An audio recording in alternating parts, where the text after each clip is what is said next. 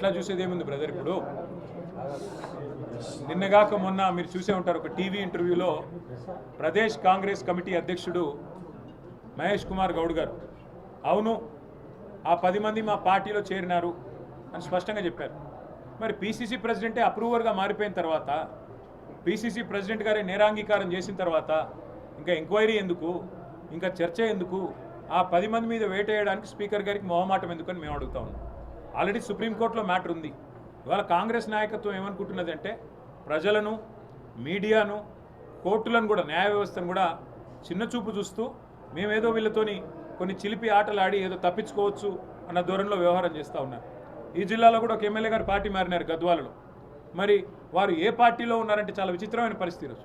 ఎట్లా ఉందంటే ఇవాళ జీవితం అంతా రాజకీయం చేసిన పెద్దలు 2 సార్లు 3 సార్లు 4 సార్లు గెలిచిన వాళ్ళు, మంత్రులుగా పనిచేసిన వాళ్ళు ఏ పార్టీలో ఉన్నారు అని మీడియా వాళ్ళు అడిగితే చెప్పుకోలేని ఒక దురవస్థలో ఉన్నారు.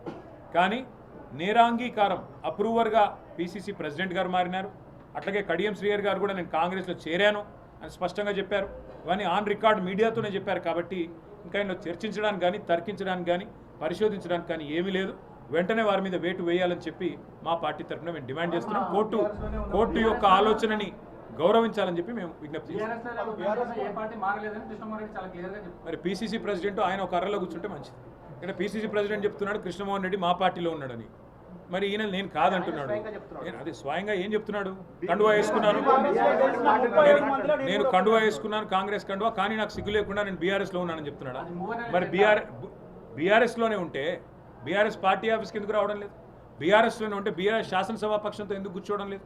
బీఆర్ఎస్లోనే ఉంటే బీఆర్ఎస్ ప్రోగ్రాంలలో ఎందుకు పాల్గొనడం లేదు? అంటే ప్రజలను పిచ్చివాళ్ళు అనుకొని, ప్రజలను వెర్రి వాళ్ళు అనుకొని, ఓటేసిన ప్రజల్ని వాళ్ళ విఘ్నతను అగౌరవపరచడం కాకపోతే ఇది ఏంటిది?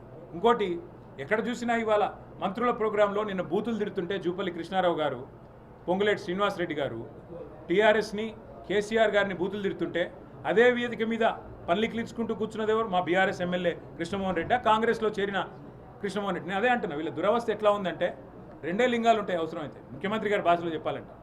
ఒకటి పులింగం, ఇంకోటి స్త్రీలింగం. వీళ్ళు ఏ లింగమో చెప్పుకోలేని పరిస్థితులు ఉన్నారు ఇవాళ. కర్మ.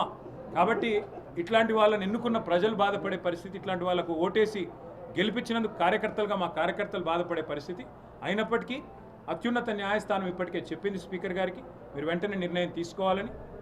పీసీసీ ప్రెసిడెంటే స్వయంగా చెప్పిన తర్వాత ఇంకా చర్చకు కానీ, ఇంకా ఏదో రకంగా తిమ్మిని బమ్మించేసే కార్యక్రమానికి కానీ ఆస్కారం లేదు. పీసీసీ ప్రెసిడెంట్ చెప్పిన దానికి కూడా మేము సుప్రీంకోర్టు ముందు పెడతాం. తప్పకుండా స్పీకర్ గారు ఏమైనా ఉల్టా పుల్టా చేస్తే తప్పకుండా మళ్ళీ సుప్రీంకోర్టుకు పోతాం. న్యాయం జరిగే వరకు పోరాటం చేస్తాం. Thank you.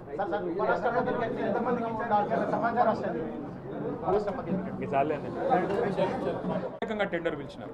ఆదర బాదరగా డిపిఆర్ లేదు, పర్యావరణ అనుమతులు లేవు, ఏదీ లేవు. డైరెక్ట్గా అనుమతులు లేకున్నా హడావుడిగా ఏదో మనసులో వేరే ఆలోచన పెట్టుకొని ఆగమాగం చేసి పిలిస్తే ఏం జరిగింది? మొన్న green tribunal Narayanpet Kodangal lift irrigation ప్రాజెక్టుకు మరి అనుమతులు లేవు, పర్యావరణ అనుమతులు, కాబట్టి వెంటనే స్టే ఇచ్చింది. అట్లాగే రైతులు పోరాటం చేస్తూ ఉన్నారు, పెద్ద ఎత్తున రోడ్లు ఎక్కుతూ ఉన్నారు, కదం దొక్కుతూ ఉన్నారు. మాకు మీరు కాంపెన్సేషన్, నష్టపరిహారం ఏదైతే చెల్లించాలో మీరు చెల్లించడం లేదు అంటూ వాళ్ళు కూడా కదం దొక్కుతూ ఉన్నారు. కానీ కేసీఆర్ గారి నాయకత్వంలో 10 ఏళ్లలో అన్ని పెండింగ్ ప్రాజెక్టులను కూడా శరవేగంగా పూర్తి చేసి 8 లక్షల ఎకరాలకు నీళ్ళు ఇవ్వడమే కాకుండా కేఎల్ఐ కానీ, నెట్టెపాడు కానీ, భీమా కానీ, ఇంకా ఇతర ప్రాజెక్టులు కానీ అన్నింటినీ పూర్తి చేసి నీళ్ళు ఇవ్వడమే కాకుండా, పాలమూరును సస్యశ్యామలం చేయడమే కాకుండా, శాశ్వతంగా మళ్ళీ పాలమూరు అంటే ఒక గోదావరి జిల్లాలాగా, కోనసీమలాగా మార్చాలనే ఒక బృహత్ సంకల్పంతో రిజర్వాయర్లతో సహా 90% పనులు పాలమూరు రంగారెడ్డి ఎత్తిపోతల పథకంలో మరి పూర్తి చేసిన ఘనత కేసీఆర్ గారి ప్రభుత్వానికి. ఇవాళ 10% పూర్తి చేయకుండా 22 నెలలుగా పాలమూరును ఎండబెడుతున్నది పాలమూరు బిడ్డగా చెప్పుకునే రేవంత్ రెడ్డి గారు. ఇంకా ఆశ్చర్యం ఏమంటే ఒక అరపైసా పని కూడా చేయకుండా అదే పాలమూరు రంగారెడ్డి ఎత్తిపోతల పథకానికి ఆయన మామగారు, పిల్లనిచ్చిన మామగారు జైపాల్ రెడ్డి గారు పేరు పెట్టుకున్నారు.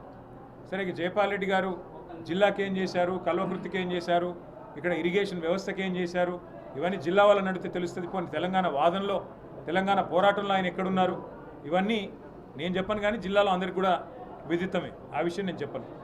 కానీ ఇవాళ జైపాల్ రెడ్డి గారు పేరు పెట్టుకున్న ప్రాజెక్టుకి కూడా ఒక రూపాయి కేటాయించకుండా ఆ ప్రాజెక్టును పడావు పెట్టి ఆ ప్రాజెక్టును పూర్తి చేయకుండా పాలమూరును ఎండబెడుతున్నది, పాలమూరు నోట మట్టి కొడుతున్నది ఖచ్చితంగా పాలమూరు బిడ్డగా చెప్పుకునే రేవంత్ రెడ్డి గారు అనే మాట చెప్పక తప్పదు.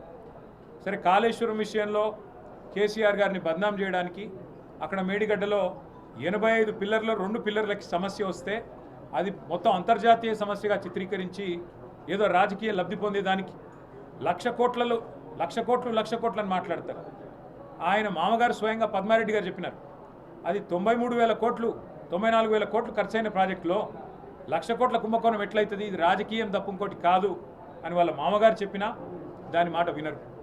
94,000 కోట్ల రూపాయలు ఖర్చైన ప్రాజెక్టులో 2 పిల్లర్లు దెబ్బతింటే 200-250 రూపాయల ఏజెన్సీయే ఖర్చు పెట్టి రిపేర్ చేసే అవకాశం ఉండగా కూడా ప్రజల మీద ఒక పైసా భారం పడకుండా చేసే అవకాశం ఉండగా దాన్ని ముందుకు పోనీయరు.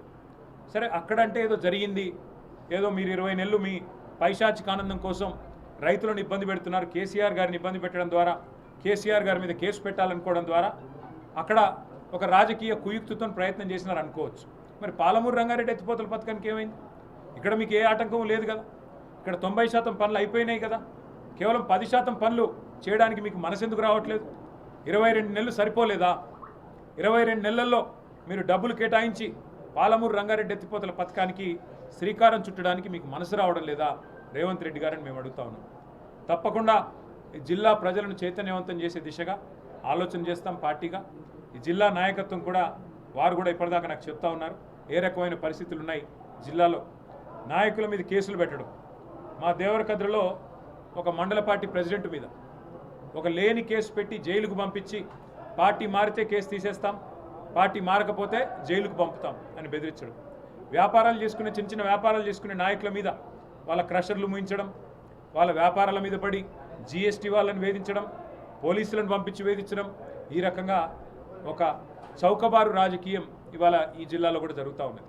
మరి పాలమూరు బిడ్డగా చెప్పుకునే రేవంత్ రెడ్డి గారు ఇకనైనా కళ్ళు తెరిచి నిద్రలోంచి లేచి బయటికి వచ్చి మీరు వెంటనే పాలమూరు రంగారెడ్డి ఎత్తిపోతల పథకాన్ని సత్వరమే పూర్తి చేయాలి. 10% మిగిలింది, 90 పైసల పని అయిపోయింది, 10 పైసల పని ఉంది. ఇది పూర్తి చేస్తే డెఫినెట్గా జిల్లా రైతాంగం కానీ మేము కానీ అభినందిస్తాము.